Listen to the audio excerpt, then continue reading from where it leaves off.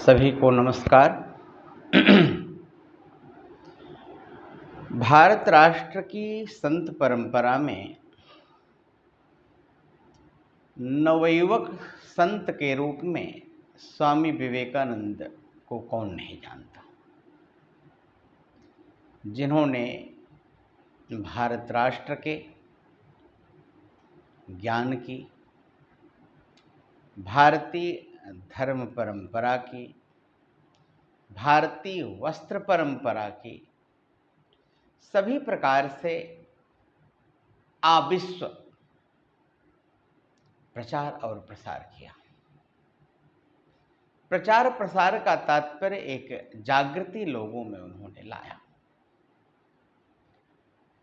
उन्होंने मानव मात्र की दुर्दशा को देख करके, मानव मात्र की बात कर रहा, माने हर मानव की दुर्दशा को देखा, देख करके उन्होंने कठोपनिषद की एक मंत्र का उपदेश दिया। वो भी मंत्र संपूर्ण नहीं, अर्ध मंत्र का उन्होंने उपदेश दिया, जो कि प्रसिद्ध है।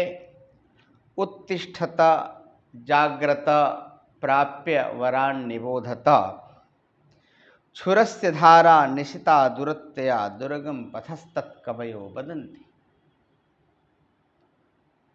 उन्होंने कहा कि हे मानव, उठो, जगो और श्रेष्ठों की संगति से श्रेष्ठ को प्राप्त करो। वरान् निबोधत, श्रेष्ठ को प्राप्त करो। तो क्या मतलब, उठो का क्या मतलब है? बैठे हो उठ जाओ। जगने का क्या मतलब है? सोए हो उठ जाओ। रोज तो उठ रहे हैं हम लोग, दिन में 1000 बार उठ रहे हैं, बैठ रहे हैं, प्रतिदिन सो रहे हैं, जग रहे हैं। कहने का तात्पर्य क्या है आचार्य का? यहां का रहस्य क्या है? उठो, जागो। एक ऋषि कह रहा है, उपनिषद के मंत्र को कह रहा है, सामूहिक रूप में कहा, त्वम उपदेश किया। व्याकरण शास्त्र की दृष्टि से लोट लकार मध्यम पुरुष बहुवचन का रूप, उत्तिष्ठत जागृत निबोधत। तुम लोग, आर्डर दिया उन्होंने, उठो। उठो का तात्पर्य पैरों से उठने को नहीं कहा। उठो का तात्पर्य सोई हुई जो मलिन बुद्धि है। सोने का तात्पर्य क्या होता है? मलिनता से परिव्याप्त, जन्म जन्मांतर से अज्ञान आच्छन्न जो बुद्धि है, उस अज्ञान आच्छन्न बुद्धि को ज्ञान पूर्ण करो। एक दिन में नहीं होगा। मंत्र पढ़े, मंत्र का हिंदी अर्थ पढ़ लिए, बस हो गया बोध, असंभव। निरंतर उसका अभ्यास करना होगा। अभ्यास का तात्पर्य उसको व्यवहार में लाना पड़ेगा। उत्तिष्ठत, बुद्धि को जगाओ। जागृत, जब बुद्धि जग जाए फिर मत सो। अगर वह ज्ञान जागृत हो गया तो छटपटाओ उसको पाने के लिए। कहाँ मिलेगा वो श्रेष्ठ पदार्थ, आत्म तत्व, परमात्म तत्व? कहाँ मिलेगा? लिखा, वरान प्राप्य निबोधता। श्रेष्ठों को प्राप्त करो। श्रेष्ठों को प्राप्त करो का तात्पर्य प्रतिभा संपन्न, ज्ञान संपन्न, आत्मज्ञान संपन्न लोगों को प्राप्त करो। मूर्खों को प्राप्त करने से कुछ नहीं होगा। चौराहे पे बैठ करके गपबाजी करने से कुछ नहीं होगा। विभाग में बैठ करके अनावश्यक अपलाप करने से कुछ नहीं होगा। छात्रों के बीच सामान्य पठन पाठन कर लेने मात्र से कुछ नहीं होगा। घर में परिवार के साथ बैठ करके चाय पानी खाना पी लेने से कुछ नहीं होगा। आत्म जागृति असंभव है वहां पर। उसके लिए जागृत पुरुष को पकड़ना पड़ता है। जागृत पुरुष को यदि कोई व्यक्ति पकड़े तब कुछ वह अनुभव को प्राप्त कर सकता है।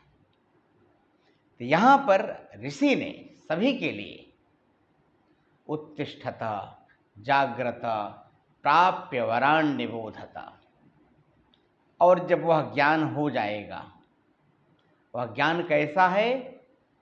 कहा कि धारदार छुरे के समान है। जैसे धारदार छुरे पर, धारदार ब्लेड पर, पत्ती पर व्यक्ति नहीं चल सकता, तुरंत काट देता है। उसी प्रकार से अगर ज्ञानपूर्ण व्यक्ति हो गया, इस संसार का जो अज्ञान है उस पर नहीं चल सकता, कभी नहीं चल सकता, तुरंत आते ही कट जाएगा। सुनाई नहीं पड़ा, सुनते ही तुरंत बुद्धि विचार करेगी, झूठ बोल रहा है, इसको साइड करो। कोई व्यक्ति रोते हुए आया, बुद्धि ने विचार किया, परिस्थिति को समझा, झूठे रो रहा है, मायावी व्यक्ति है, हटाओ इसको। इस प्रकार से उसको घर और बाहर तथा संसार समाज देश विदेश के जो अज्ञानाच्छन्न ज्ञान हैं, उन ज्ञानों पर कोई प्रेम मोह नहीं रह जाएगा। इसलिए हर व्यक्ति को आत्म जागृति की जरूरत है, दूसरे की जागृति की जरूरत नहीं है। हर व्यक्ति जगे, अपने काम को निरंतर करे, रात करे, दिन करे, सोते करे, बैठते करे, तब जाकर के वह कुछ जागृत हो सकता है। तब इन सामान्य जीवन जी रहे कीड़े मकोड़ों की तरह लोगों के मध्य में अपने को कुछ अलग कर पाएगा। यद्यपि जीने नहीं देगा ये समाज, कीड़े मिलकर के खाने के लिए उसको तत्पर होंगे, परंतु उसका ज्ञान उसको सुरक्षा प्रदान करेगा। इसलिए इस उपनिषद के वचन को स्वामी विवेकानंद ने सबके लिए बुद्धि, प्रतिभा, आत्म तत्व ज्ञान इत्यादि को जागृत करने के लिए उन्होंने कहा। और जो व्यक्ति जागृत हो गया, फिर उसको किसी का डर नहीं। जागृत का तात्पर्य छोटी छोटी चीजों में जागृत होइए। पहले तो आहार नियंत्रण के ऊपर जागृत होइए। हम लोग खाए चले जा रहे हैं, पचे ना पचे, बीमार हो ना बीमार हो, कोई विचार हुआ? कभी नहीं हुआ। जागृत का मतलब सामान्य व्यक्ति समझता है कि क्या पदार्थ है ये, क्या जागृत हो? अरे अपने आचार व्यवहार को जागृत करिए। हम बोल कैसे रहे इस पर विचार करिए, हम खा कैसे रहे इस पर विचार करिए, हम बैठ कैसे रहे इस पर विचार करिए, हम सो कब रहे इस पर विचार करिए, हम जग कब रहे इस पर विचार करिए। दूर जाने की जरूरत नहीं है, मंदिर मस्जिद जाने की जरूरत नहीं है। सबसे पहले अपने दैनिक क्रिया पर परिष्कार करिए, सुधार करिए। क्या हमने सुबह प्राणायाम किया इस पर विचार करिए। क्या हमने उठ करके गर्म जल पिया इस पर विचार करिए। क्या हमने समय से उठा इस पर विचार करिए। हमारे मुंह से निकलने वाली वाणी कितनी प्रिय थी इस पर विचार करिए। छोटे छोटे विचार प्रारंभ होंगे, तब जाकर के व्यक्ति जागृत होना प्रारंभ होगा। यदि केवल खाया सोया 2 पैसा कमाया इतना ही विचार है तो कभी जागृति नहीं आ सकती। आत्म जागृति नहीं आएगी, जन जागृति की तो बात ही छोड़ दीजिए। इसलिए हम लोग अपने को सदा प्रेरित करें, जागृत करें। यदि हम जागृत होंगे, दूसरा अपने आप जागृत हो जाएगा। बहुत बहुत धन्यवाद। हम लोग इस जीवन को सफल बनाएं, यही स्वामी जी की तथा उपनिषद की प्रेरणा है। उसको हम लोग निरंतर पालन करेंगे।